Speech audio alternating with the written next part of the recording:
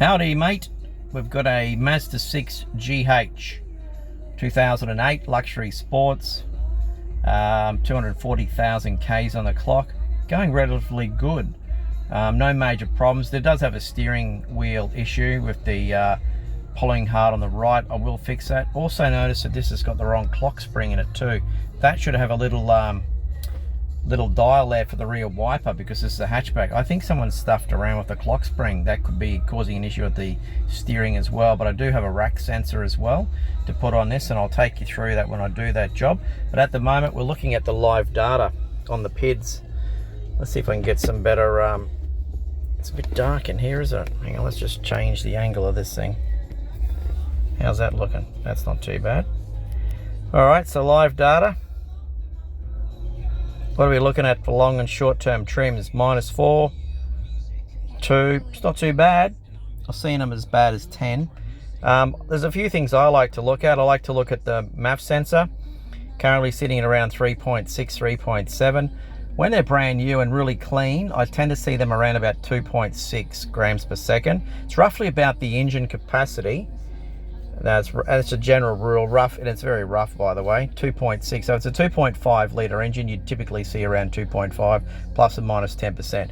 We're just a smidgen higher than that, so that could be dumping a bit of extra fuel into the mixture, and you can see that the long-term fuel trim is backing it up about negative 4.6%. So I reckon if you cleaned up that mass airflow sensor there, it'd probably get a bit better. Look, there's other things that can cause it too. You could have dirty spark plugs. Like, I don't know what the history of this car is, but we're just going to go through some live data and just see what it is generally like. So let's go to these other readings here. O2 sensors, that's another common issue on these, is the top one going bad. I just picked up a new one from NTK, 120 bucks. Very, very good. Very happy with it. It took out the code straight away because I had a O2 sensor failure on this one, so I put another one in it.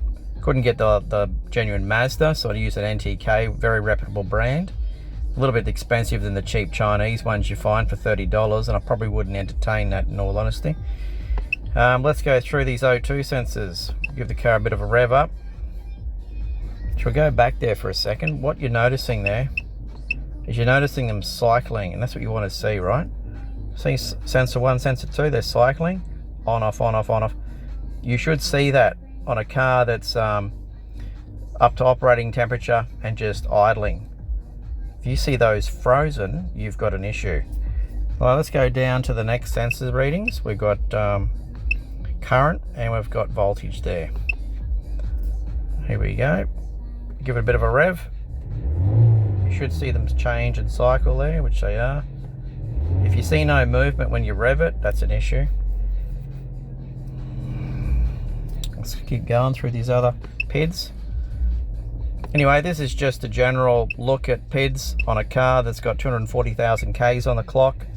And this is running in pretty good condition. It still smokes the wheels up, no problems. So yeah, these are typical values, what you'd expect to see. Cars that are right off tune, the best thing to look at is your long and short term fuel trims. You can tell a lot by that.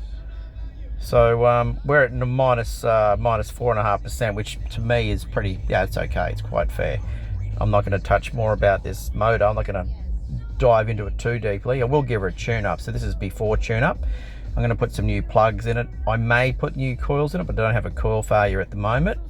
That's more preventative maintenance because it is, 17 years old, this car.